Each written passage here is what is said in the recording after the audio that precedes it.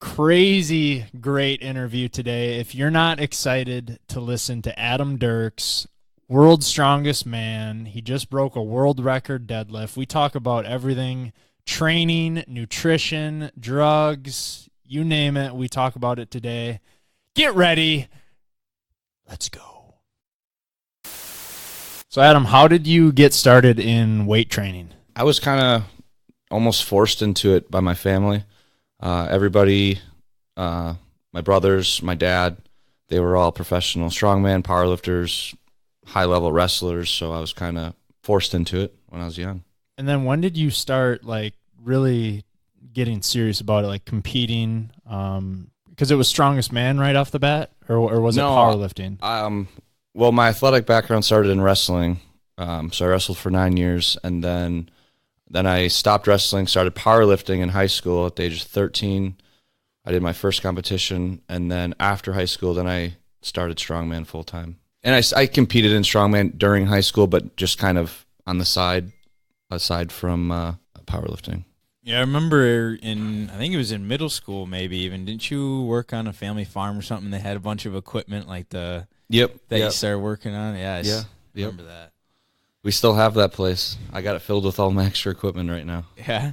So you're doing it in high school and stuff. So what made you take this step into doing it? I want to do this professionally. So when I first got into strongman, my brother's in-laws were also already professional in strongman. Right away, at a young age, I made the goal to go to World's Strongest Man to mimic what they did. And ever since then, I've been striving to do it. What do you think people have to do to get to that level? Was there a certain point where you had to just was it mentally or physically that you had to get through? Mentally, that's the mental game is with every sport, whether it's wrestling, football. You guys know that you guys both, are athletes. The biggest thing is it gets dangerous because you're going to get hurt. It's a matter of when. You're always going to get hurt. I've had several injuries. The overeating, because you can't be a professional heavyweight strongman and be my size. It's unheard of. And then the drug use comes into play. There aren't natural athletes at that level. You just can't lift that type of weight naturally. There's a few that I've ever heard of, but that was back in the day when the weights were a lot lighter. Now you see guys pulling 1,000 pounds off the floor, or walking around with 1,200 pounds. You just naturally can't do that. How do guys go about with cycles of drugs and whatnot?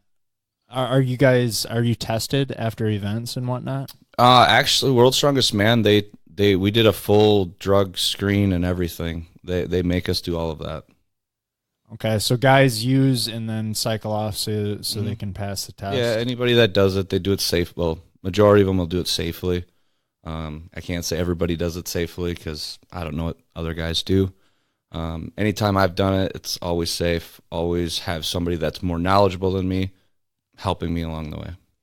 So what is safe? Are guys using doctors or just off of guys that have past experience using drugs? Past experiences from other guys who've done it, who've tried shit. Talking to doctors. Doctors can talk to you about it. They're not for it, obviously, but good doctors will guide you. And then, you're testing your levels and all that. Blood work. Always get blood work. Always. Yeah. Always.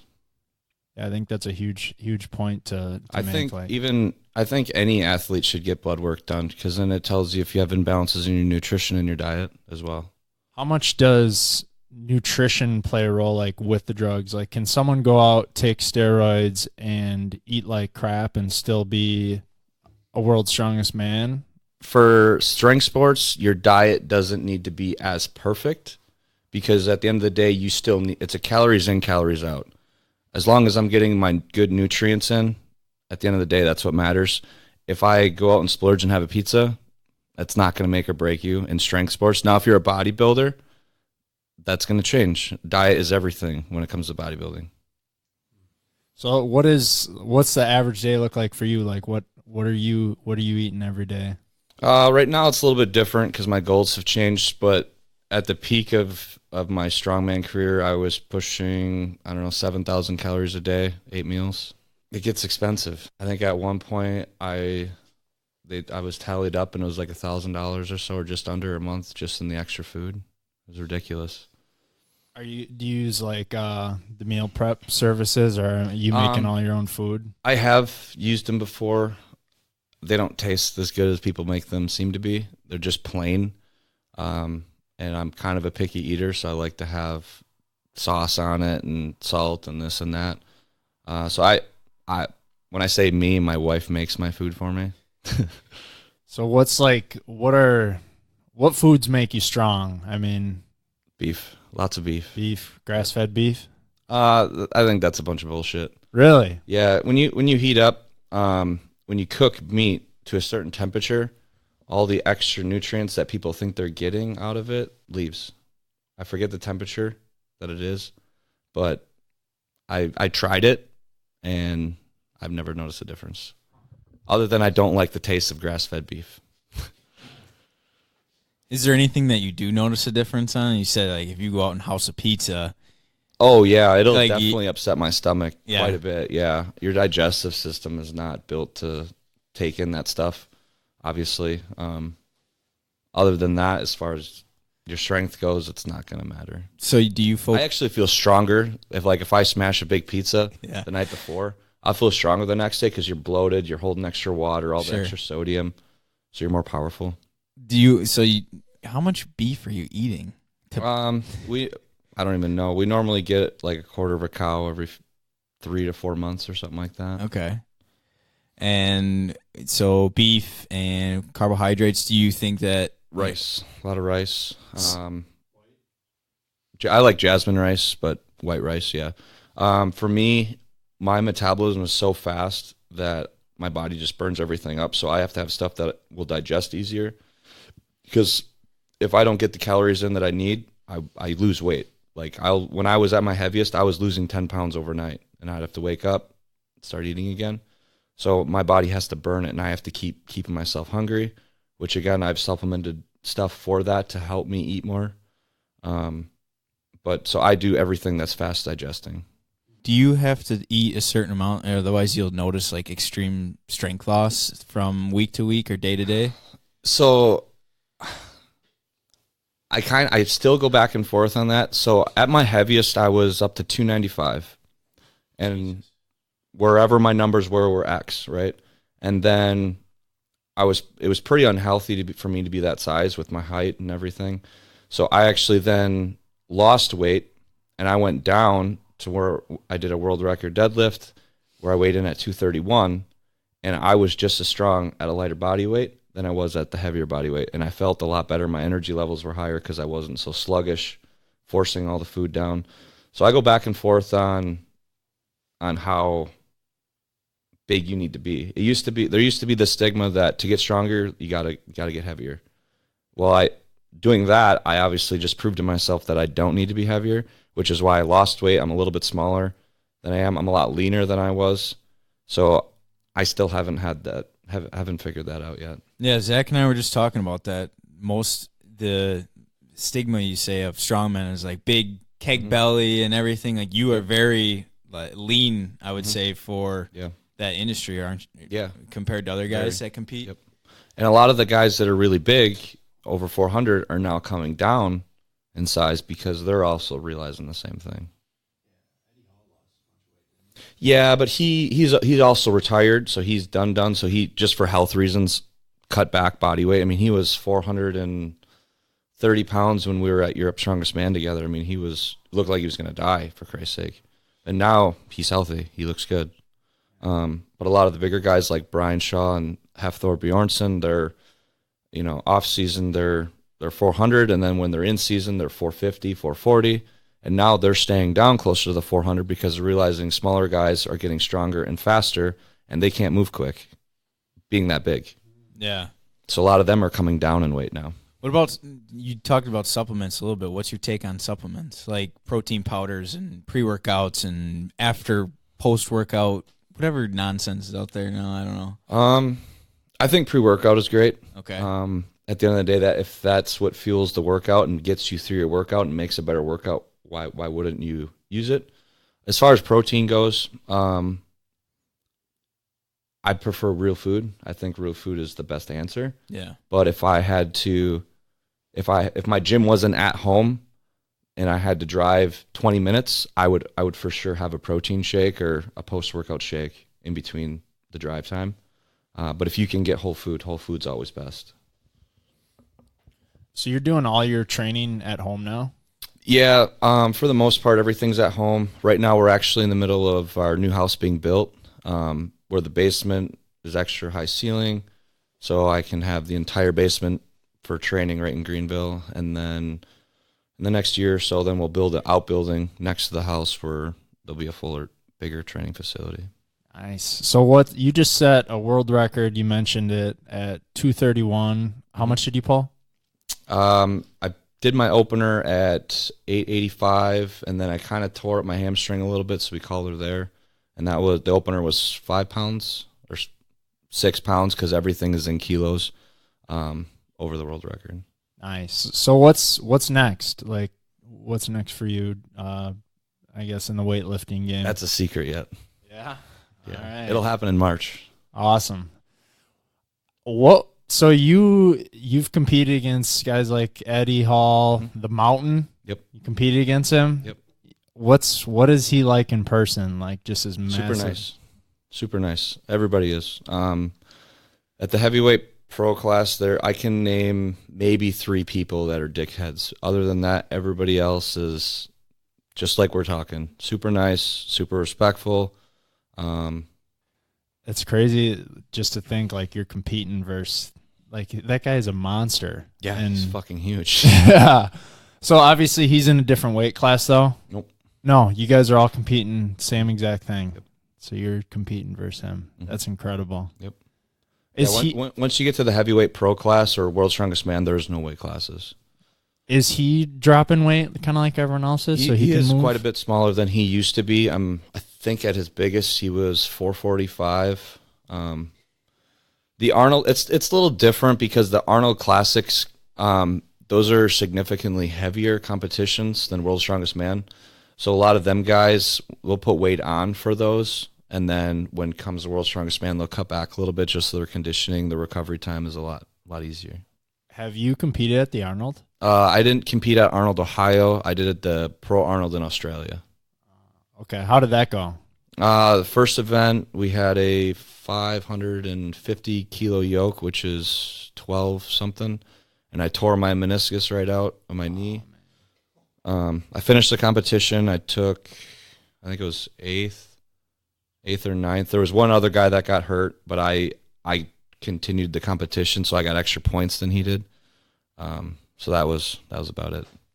You tear a meniscus and continue the competition after that. Mm-hmm. Yeah, whenever we travel for our competitions, they always have doctors, they always have therapy, anybody that we need, chiropractors, and they just kind of tape the kneecap in place and you just kind of bite down on a pencil and get her done. What do you say to the people that complain about not being able to go out on a run or do some squats because their old knee injury from high school football? It kills me inside. It kills me inside when I see somebody that when they pull out of a competition that I know that they can continue. Like I've had friends blow quads, like pulled quad tendons right off and their quad is completely ruptured. That's a different story. You can't walk. Yeah. You tear a bicep, you better stay in it and get it done. Anything other than, if you can walk, why wouldn't you? I mean, everybody at that level, I mean, you put your heart and soul into a prep. Why would you just walk away? You know? But a lot of people aren't wired the same. So yeah, so it seems like when someone gives you a reason why they can't do a workout, it's pretty I get pretty brush pissed. them off. Yeah, pretty quick. That's insane. What is it? I mean, did it hurt a lot, or was it like I felt that and it's? Like, I felt it right away. I mean, as soon as I picked it up, I think I got 5 or 6 feet with it, and I felt my knee just kind of tweak and kind of separate. And I knew something was bad because I went to try to pick it back up, and it just felt like my kneecap was loose. And then I stopped, and then they taped it up, and luckily that I had one other moving event, so we just kind of wrapped it up and tried to keep everything in place the best we could. Everything else was stationary, so it wasn't that bad. That's crazy. What's the worst injury you've had? Man, probably training for that competition. I didn't find out till after the competition when I was seeing my doctor. One of my vertebrae I split in half vertically because I kept having a lot of pain in my back, and then they took x-rays and my vertebrae was split in half from the pressure of the yoke. And I have a pretty bad pelvic tilt, so my spine isn't directly over my hips. It's in front of my hips. So all that pressure was on my spine and on my vertebrae, and it split the vertebrae. And then by the time we found out about it, it was already starting to kind of fuse together, so there's really nothing you can do about it. I got injections for it, some PRP. We were going to do stem cell injections, but it cost way too much. That's probably the worst one, just because I literally couldn't put a bar on my back without like pain. I mean, I've tore hamstrings a few times. This pec's half detached. That might be the worst one because I can't bench like I used to. I just use it as an accessory movement now. That's probably about it. So you had this split vertebrae Yep. in training for a competition. Yep. Yeah. Okay, so if anyone is complaining about some sore back issues, And I'm not saying it's the healthy thing to do, by all means. Adam Derks trained for a competition with split vertebrae. They actually have a pretty good meme somewhere about that too. Well, that brings up a good point I got written down. So longevity, are you at all like concerned about, life when you're 50 plus years old? Oh, I'm pretty sure I'm going to be hurting when I'm older. That's kind of why I took a step back from competing at the level I was at, because for me, so at my size, I'm pretty sure I'm still one of the smallest to ever compete in the past 10 years. Back in the day, there was guys about my size. But just for me at my size, my genetics are not good to be doing the shit I'm doing. So I knew after World's Strongest Man, which was the goal, is to go to World's Strongest Man. That was the long-term goal. So I took a step back after I did it. I could probably go back and place a little bit higher, but at what risk? I'm not willing to risk the shit that I did to do it again. So what are you doing now differently? Did you change up your training at all? Do you train smarter, or is training still like? I train a lot smarter. I don't really train as heavy as I used to because I don't need to. I train a lot more just bodybuilding stuff right now. I still have some strength goals that I'm going to knock out. And after that, then I don't know. We'll see where I'm at in that time. Awesome. What is it? So are you training every day? Like, do you train every day, multiple hours a day? I like to train at least 5 days a week.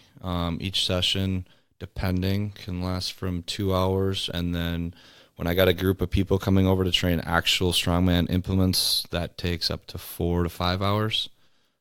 But it's not like you're training, like other people are going and you're bullshitting. But I would say a regular workout is for sure 2 hours. Hour for the compound movements, and then all the accessory work takes about another hour and a half. And then those other 2 days, like you're just doing nothing, recovering. Shit those days. Okay. And if I have like a massage scheduled or therapy scheduled or some sort of recovery method that I'm going to do, those are the days I would do that. You a big advocate of stretching? Well, I think it's good in certain things, but also can be bad in others. I think for overall health, stretching is good for you. If you want to be very strong, sometimes a tighter muscle is a stronger muscle, but then you're also flipping a coin. Are you going to tear it or are you not? So I can go both ways with it. I do like to stretch just because I like to be athletic. I don't want to be stiff as a board. I like to move because that's where actually I make up a lot of points against guys that are twice my size because I'm so fast and I can get my body into different positions. If I have to pick up a keg and load it to a platform, I can move a lot quicker. I can get under it. A lot of the bigger guys are really stiff. They're really immobile and they can't do it. So can you give an example of like somewhere where you would stretch and somewhere where you wouldn't want to? Well, before any training session, depending what I'm doing, I'm always going to stretch, warm up the muscle. If I'm going to go for like a max effort lift, I'm going to warm up the muscle, not necessarily stretch the muscle because I want it to be kind of tight. Other than that, mobility and stretching, I think, are two different things. If you can't rest a barbell in like the rack position, if you're going to do an overhead press, well, if you can't touch your chest with it and you use leg drive, as you come up, the bar is going to descend back into your chest, so you're not even using your body really. But if you're mobile enough to get it to your chest, your body's going to push the weight up, right? Something like that, I'm going to stretch so I can get in there and get the bar down. So it's every movement's different. Like there's certain movements I'll do it and certain movements I won't. And also certain movements or certain muscle groups that I've hurt and damaged before, I do stretch those because I've already hurt them. Ones that I haven't, I try to stay away from so far. Do you do any type of like running or cardio workouts? Running, never. I'll never run. Conditioning, I will do like intervals of like 60 seconds to 90 seconds because our competition is always timed and it'll be in that range. So my conditioning would be maybe 4 rounds of 90-second bursts of X, whatever, maybe it's going to grab some sandbags, whatever it is, maybe just on a rower, like a steady row machine. Running I won't do, I don't think running is good for your joints. I have knee issues. I definitely won't do that. I'll go on an elliptical before a workout and just to get my body warmed up and moving and just feel good. Other than that, that's it. No other cardio. So you mentioned, like, if you're going for a max lift, like when you went for the world record deadlift, you don't do any stretching. Like, what does it look like when you're preparing for that world record lift? I'll stretch my hamstrings out a little bit just because I've torn both of them a few times. I'll roll. I do lots of foam rolling before I lift, especially my hips, just to get them to loosen up, not necessarily stretch them. If that makes sense. I think people get confused on when you roll something out or you try to loosen, you massage it. You're just loosening it. You're letting it relax. Stretching it, you're forcing it. And I don't think forcing anything is really good versus, like, if you ever had a good massage done, they just kind of slowly work into it and let the muscle relax, let the muscle do its own thing. So I will never stretch like that. I'll put my legs up on like something just to get some movement in there, but nothing crazy out there. And then you just like hop in, start pulling? No, I do muscle activation work. So like a deadlift, for example, specifically, I struggle off the floor versus the lockout. I can lock out more than I can pull off the floor. So off the floor, that's a sign that your legs aren't activating, your legs aren't doing work. So before I do that, I'll do some front squats and get my mind to leg, like the connection between my mind and my legs. So I'm always pushing my feet through the ground like a squat. So then when I start deadlifting, my legs are already activated, my glutes are activated, everything's activated and working and firing. What would you do on the flip side? Like for me, it's a lockout. So what would you do to kind of activate the lower back, the glutes? That's a little bit different. I think that anybody that has a lockout issue, I think that is more of where the positioning they're putting their body in when they get up to that sticking point. A lot of people that I know that suck on the lockout, it's either they are rounded over to the bar, they're not activating their lats, and their back ends up rolling over. The thoracic spine is rounded, which is they're not tightening their lats. And if your lats are tight, your back can't round. So that lockout, I think, is more positioning. It's all different. You got to look at it, and everybody's different. What are like some cues you have to like activate the lats off the start? I think a few different ones that and everybody with cues, you have to find what works, what triggers that person's mind to work. One that works with majority of people is when your hands are on the barbell and you're down in the position, think of bending the barbell around your body by squeezing your pinky. So that's going to turn in, and your lats are just going to tighten, and your chest is also going to come up. So if you're doing these front squats before your deadlift, how many and how heavy are you going with that? Is it just like a super Just light? maybe like 300 pounds or something, just to get my body moving, just to make them work. Just a quiet 300 on the front squat. For a little bit, I think I want to say I got up to a little over 600 before. Wow. Something like that. No, I actually don't even use a straight bar. I used to use a straight bar. When I did, I would put my deadlift straps on it and hang onto the strap while the bar's on me. But now I use the safety squat bar, turn it backwards in a rack, and then put the handles behind you. Why is that? One, it's more comfortable, just on your neck, because with a barbell, once it gets into your collarbone, it fucking chokes you out. So I can still breathe with a safety squat bar. And there's a pad on it, and people have this, oh, you're a pussy, you can't. If it's going to make me able to do more weight and I can breathe, I'm going to do it. And because of the curvature of the bar, the weight pushes you back and wants to push you forward, so you have to activate your core to hold you upright. What would someone that's really trying to build strength in their deadlift? You like the 5 sets of 5, or what? First thing I'm gonna tell them is make sure your technique is good. Technique first. Technique is everything. Okay. I'm strong, but I'm not stronger than the guys I compete with. I'm more technical than the guys I compete with. Technique is everything. If you have shit technique, can only get you so far, and then you plateau. Then you already have these different patterns built up because you've been doing it wrong, and then to try to correct them. Yeah.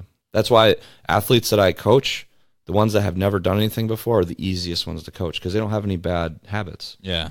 So where do people go to find good technique? Like a video or something? Adam Derks. I don't even know, man. Yeah, because there's so much stuff out there. I've seen good lifters that are like, I can't believe they can lift the weights that they lift, and it's shitty technique. But in my head, I'm just like, man, if I could get my hands on them, think how strong they could be. And a lot of it's too how you're built. A lot of people say, oh, this is the way you have to deadlift. This is the way the form has to be. No, everybody's built different. Some people are going to be wider with their feet. Some people are narrow. Hands are going to be wider. Maybe your hips are going to be high or low. It's all on how you're built. So they got the technique down. What would be the next step as far as structuring? Building a base. You gotta build work capacity. You gotta be in, four. I would start out with 4 sets of 8, and then you start down in the reps, and then bringing everything down as you're increasing the weight. You don't just want to jump into it and I'm just gonna max out today. You got to build to it, and let your body adapt to it. So, how often are you going that heavy?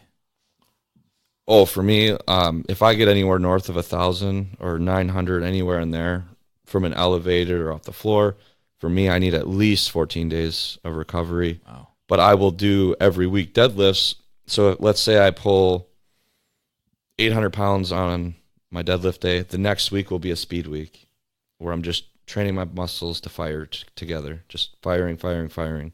So like 8 sets of 2, 6 sets of 3, and just fast as I can. And that's not gonna hurt you. You're not gonna tear any muscle fibers down. It's just getting everything to activate together and quickly. And then the next week, then I'll go a little bit heavier, 825, whatever. Then I'll go back to speed, then back to heavy. I like to alternate them. Just one day. Yep.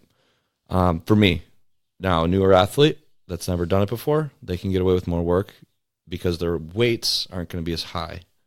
That's why I believe that when people or coaches, they coach women can actually handle a lot more volume and workload than men can because the weights are a lot lower.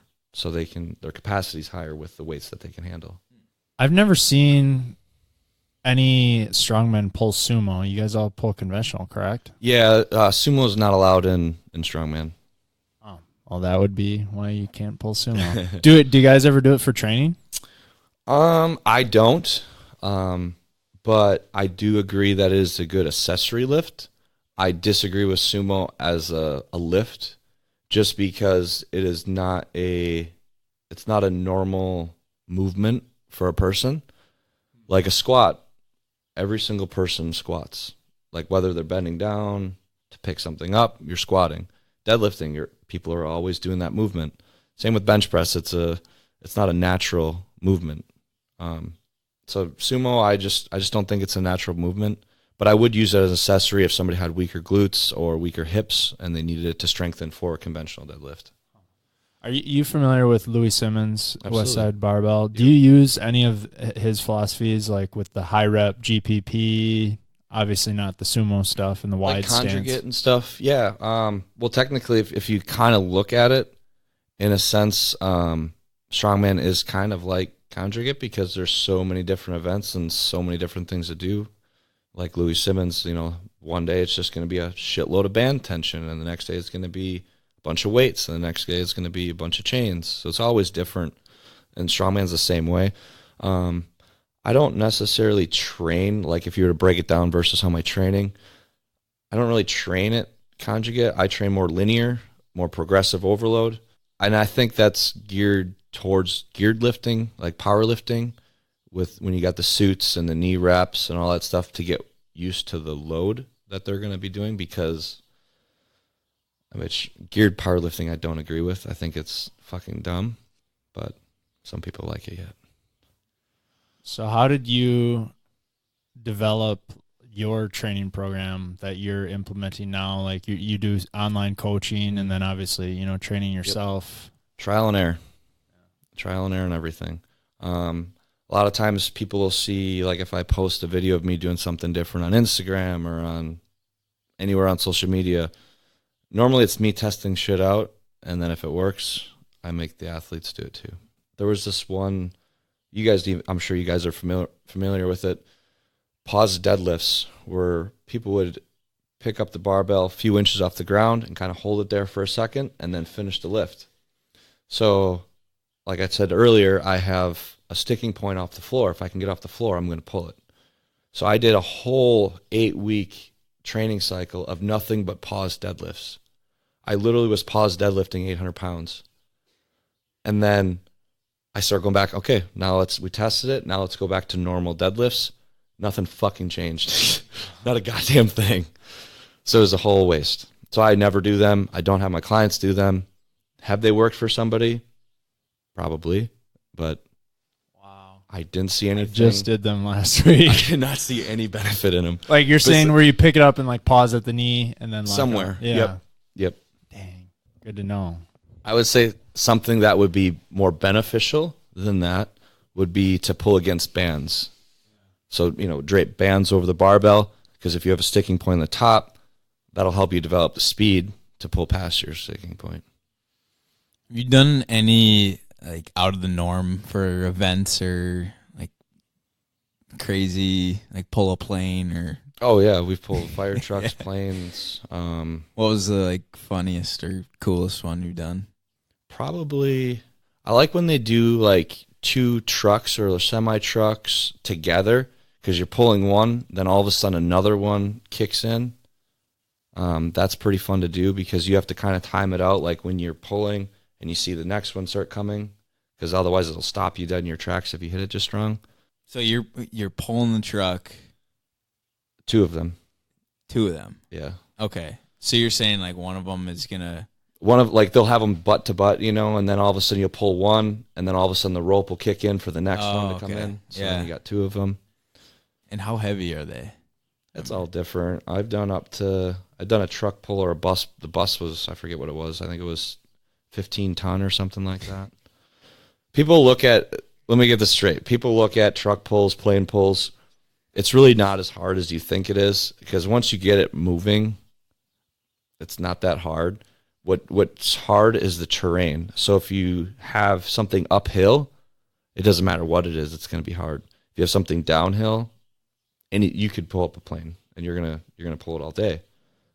That's why I see in town we have that plane pull thing. Mm-hmm. I've never done it, but I look at like 12 people doing it, and I'm just like, man, I've done this by myself before.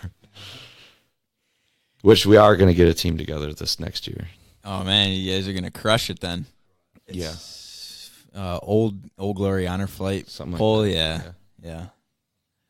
What do you typically focus on as far as like your clients? Are you taking on people that are brand new, or are you taking on just We a have whole array? we have a range of athletes, and by right now I'm actually full, so I've been referring people to other coaches that I respect and look up to. But we have athletes from that have never done it before. We have people that don't even compete, to professional World's Strongest Man competitors. I think we have 3 World's Strongest Man competitors that I coach right now. And then we have people that just do nutrition with us. So a variety of all ranges of. Can you tell right away when someone's going to be at like the next level? Oh yeah, I have 2 guys. Well, technically I have 3, but he doesn't really commit to it yet. But I have 2 guys that are training with me now that are local, that are, if they commit to it, they're gonna be better than I was for sure. Oh yeah. Is that kind of like the most rewarding part of that? Is like seeing the people that are? Oh like, yeah. Actually, so probably in the past year or so, I think I've enjoyed coaching athletes and seeing them grow and get better versus myself like competing. Just because it's what I know how to make somebody strong, and it just proves it when I can take somebody that's never done it before and make them a world champion. Like, nobody can deny that the coaching and programming doesn't work at that point. What's like one? Do you start with them like on a year, or how do you structure like your program? I guess like how long is it going to be? Every single week. Every week. Every week it's redone. Okay. Wow. Oh, pay? Oh, they pay every month. But I send their new program out every week, so they'll get week to week programs. And then is it structured per like person? Everything's customized. Wow. Per person, per their goal, whatever it is. And most of it is online? Yep. Yeah. I don't do any, unless they're local. Yeah. More of the local people, I don't even charge. They just start coming and training and never leave. And I have the clients that are around the world, it's all remote, texting, email. I'll FaceTime a lot of them if I need to. Whatever works for them, I guess. That's pretty awesome. So why do you have a home gym and don't go to a gym? Because there's not a good gym in our town. Yeah. Yet. Okay. Yet. Not until There will be. Yeah. There will be. Awesome. I promise. So what are some of the things you find that most gyms are missing as far as like your training? Honestly, I think in the area, people like steer away from like chalk. Like, you can't have chalk in gyms. Like, I don't understand why. They frown upon heavy lifting. Again, I don't know why. I think everything's just corporate around here. They want to keep it clean, and I get that. I get it. I just think that there should be some. I'm surprised nobody has had a gym yet that caters to every single. I shouldn't even tell my ideas because somebody's going to take them. I just think a gym should cater to every athlete. If you want a successful gym, you should cater to every single person, and whether it's grandma and grandpa down the street that want to come in and go on a cardio machine, or I want to come in and lift some heavy weights, or a CrossFit athlete wants to come and do some CrossFit, or a power lifter, or somebody that just wants to lift for the fun of it. There's not a gym that caters to anybody. Yeah, I think of like your, strongman training. I personally have never had access to Yeah, a lot of people don't. any of the equipment or been around guys that have done it. So I've never had a chance to try it. But if I was in an environment where I see you doing this, I would probably like want to Jump in, jump be like, in, "Hey, show me how to do this." yeah, like on another day, just like try to mess around with some stuff. I feel like you would have a lot of like novice lifters that would be getting into strongman stuff or powerlifting or CrossFit. Yep, absolutely.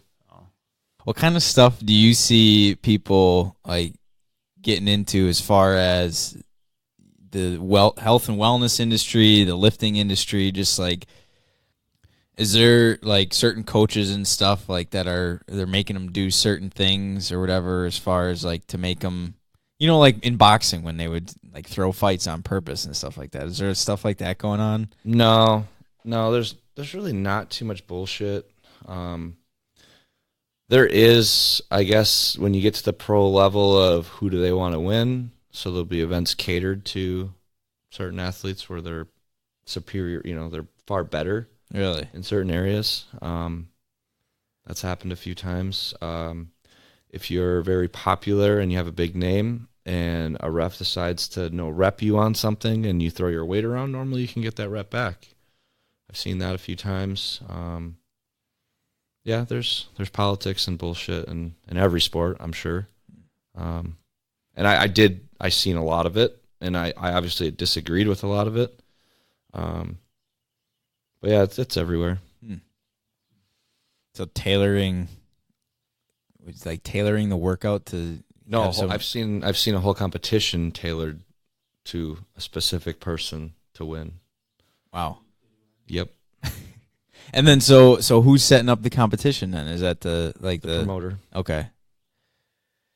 How effective do you think it would be to have that environment, that gym where there's other lifters in there for like people to get? I think a gym like that would be awesome for everybody, because I think, let's take for example CrossFit. Okay. A lot of strength athletes hate on CrossFit. Oh, CrossFit's dumb. In my opinion, I think CrossFit's awesome. If it wasn't for CrossFit, I don't think strongman would be as popular it is, or powerlifting. But I think if you had a gym that had CrossFit in it and you had strongman in it, you see all these CrossFitters doing all these strongman implements now, doing the farmer's walk, doing log, doing stone, and their technique sucks. So now if you take a professional strongman and help that CrossFitter to get good technique so they're more efficient, well, you just made them a better athlete. So I don't understand why there can't be a gym with all of that. And I'm sure that a CrossFitter can help a strongman with conditioning, or a powerlifter trying strongman, because powerlifting, you're only doing 3 planes of motion. If you're going to add more, if you start doing strongman with powerlifting, you're going to get a lot stronger in your 3 lifts. Have you competed powerlifting? Yeah, I did for 5 years. Okay, and how'd you like that? I liked it, but I 100% got bored with it. Really? It's three lifts and that's it. And I think that everybody should start a foundation in powerlifting, because you learn the basics. You learn how to squat. You learn the technique. You learn how to bench. You learn how to deadlift. You learn the technique. Versus people that just jump the strongman, they don't have any of the base. They don't have a foundation, if that makes sense. I wanted to ask real quick on the squat. You don't back squat much anymore, correct? No. Very rarely do I do a back squat. More so, I've tore the squat a few times, and it aggravates it quite a bit. And even if I didn't, I still would use a safety squat bar more than anything. Why? I think there's a lot more carryover with a safety squat bar for all my lifts. Safety squat bar makes you stay upright, makes you activate your core, makes you keep everything tight, because the curvature of the bar is throwing everything forward. So it's just more carryover to strongman. Let's just say for the average athlete, let's just say the average Joe, what do you recommend squatting wise? Like, do you recommend starting like with the bar high on your traps, low bar, safety squat bar? I would say somebody that's never done it before, I would say grab a regular barbell, just because regular barbells are at every gym. And then as far as a high bar, low bar, because they're such a novice to lifting, I would say whatever's comfortable for the athlete. I wouldn't say there's a right or wrong with either of them. Now, a more advanced athlete is a lot different. If you're a quad dominant lifter, then a high bar is always best. If you're more into the hips and into using your back because your back is stronger than your legs, like mine, then I would do a low bar. But again, that's advanced. A novice lifter, I would say whatever's comfortable and go with it and start there. So ultimately, it's tailored to your strengths, like high bar, low bar. Yep. Either of them are healthy. 100%. As long as you're doing them with proper form. Absolutely. But you would recommend the safety squat bar for like a strongest man competitor. Right. Interesting. Yeah. Well, thanks for all the great information. Where can people come check out like your programs and a couple of your videos and stuff?